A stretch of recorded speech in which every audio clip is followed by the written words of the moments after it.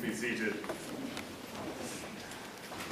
Praise the Lord, Almighty God, touch my lips of clay, that my words may not just be my own simple lisping words, but we all may be inspired by your Holy Spirit and by your Holy Scriptures. In Jesus' name we pray. Amen. Now, today's sermon is fairly short as far as I know.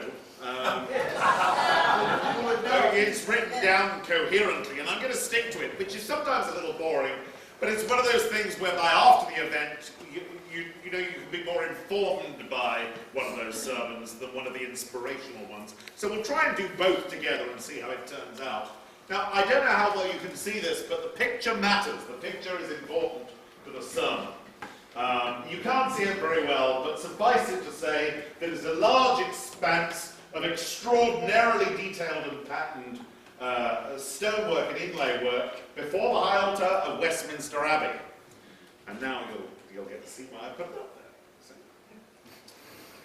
there. There is in Westminster Abbey a unique and mysterious piece of art. It lies just before the high altar, the holiest of holies, and it's made up of gorgeous multicolored pieces of semi-precious stones called in the medieval argot porphyries, and they're arranged in subtle and symbolic figures. It was laid out in 1268 AD by Henry III, King Henry III, and it's an enthralling piece of medieval art. It's a very mysterious piece of medieval art.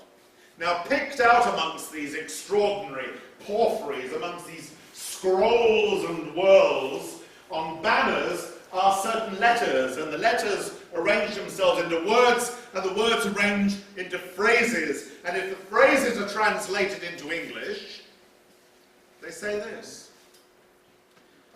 in the year of Christ 1212 plus 60 minus 4, the third King Henry, the city Odoricus, and the abbot put these porphyry stones together. If the reader wisely considers all that is laid down, he will find here the end of the primum mobile. A hedge lives for 3 years. Add dogs and horses and men, stags and ravens, eagles, enormous whales, the world, each one following triples the years of the one before. The spherical globe here shows the archetypal macrocosm. My goodness. My goodness indeed. That's strange and peculiar stuff. This great pavement is not the only example of the Cosmati family's work. The Cosmati family worked in the 13th century, but it is the only one that is filled with strange and prophetic claims. Now, Westminster Abbey's own website says this about those bizarre words that we just read out. Richard Spawley, who was a medieval monk in Westminster, wrote this to explain those words. The prima mobile means this world, whose age or ending the writer estimates, as he imagines it, by increasing the numbers threefold. So a hedge lives 3 years, a dog 9 years, a horse 27, a man 81, and so on. The final date is calculated by a chronology based on the mystical lifespans of animals. And he explains that the macrocosm is the great world in which we live. The microcosm is humanity. The spherical globe, he says, is the round stone having in itself the colours of the 4 elements: fire, air, water, and earth. According to the only medieval interpretation we have, the pavement thus symbolises the world, the universe, and its end. It's bizarre stuff. And it's the fuel for a library full of Dan Brown books. And others claiming that they have the interpretive key that will unlock the apocalypse and also sell millions of books. To me, the pavement is an extraordinary piece of work, but it works even better as an allegory, as a metaphor, as a symbol for something else. And to me, it is a metaphor for the Christian testimony of Jesus as received and then passed on in the Gospels. Amen. Matthew's Gospel illustrates this most striking. The story of the Magi are one of those porphyries, one of those extraordinarily rich semi-precious stones that has been laid into the cosmatic pavement of the gospel. They only occur in Matthew's gospel.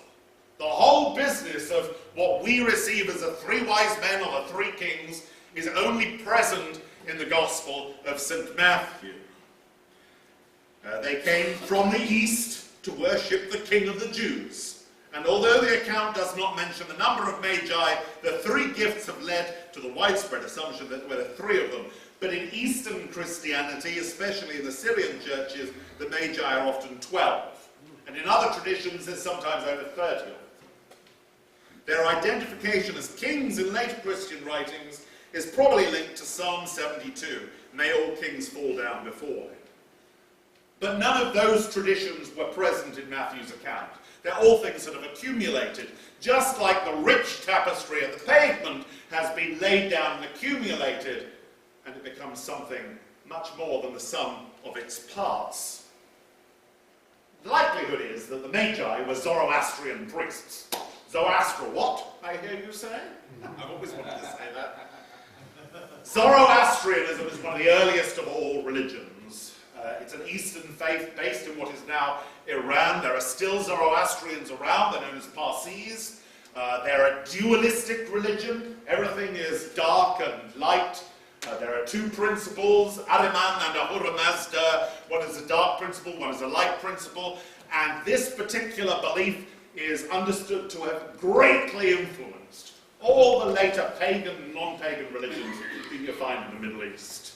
And in fact, the term magi and magic and all the rest of it is derived from a Persian word for the priests of the Zoroastrian faith. So to Matthew, the magi represented the other strand of the ancient faith, laying down their tributes before Jesus. Amen.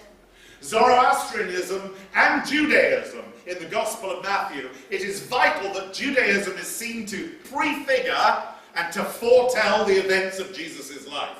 And Matthew is particularly interested in this. And he undergoes certain feats of circumlocution to ensure that the life of Jesus fits in with the prophetic foretelling as he understands it, as his tradition understands it. And the reason for this is that the pavement that he is weaving, as far as he is concerned, has to draw together all these different strands and make them present and manifest and fulfilled in the person of Jesus Christ. In doing so, those of us who have a purely literal translation are placed in the situation of saying, well, why didn't those people who made the cosmati pavement just put down clay on tiles like this? When we ask why the gospel is not just a literal historical account, we are basically saying the same thing. Well, all we need is something to stand on. We don't need anything that can absorb us without its beauty, or that can enrich our faith, or confound us and confuse us. We don't need anything that we can study for a life and be drawn ever deeper and deeper into. All we need is something to stand on. But you see, human beings aren't like that. Human beings crave their cosmati pavement. Human beings crave the richness and beauty of the butterfly's wing over the plainness of a moth. Human beings need these levels of understanding, and Matthew draws together the traditions that he received about Jesus, and he weaves them into this glorious pavement. Now this pavement, anointed as it is by the Magi and by many other influences, ancient and modern, serves real practical purposes. You can still walk on the cosmati pavement. It's been there since 1200 odd, and you can still walk on it. It serves as a pavement. It serves just like the plain tiles, but it's also something which can draw you in and fascinate you and enthrall you and occupy you and mystify you. And it can take your faith from one place and lead it to another in a way that those plain tiles can never do. So Matthew's gospel was never intended, ever, not even for a fraction of a second, to be the sort of thing that we expect to find in a newspaper. A narrative account. Well, first of all, I have to tell you, and I don't want to shock you, but those narrative accounts you find in newspapers are never just disinterested accounts of what happened. They are always altered and distorted by the viewpoint of the person writing. So this idea that somehow we've got away from this way of storytelling which we see in Scripture is nonsense. It's just that now we delude ourselves into believing that we deal solely in the world of facts and not in truths and untruths and suggestions and tales.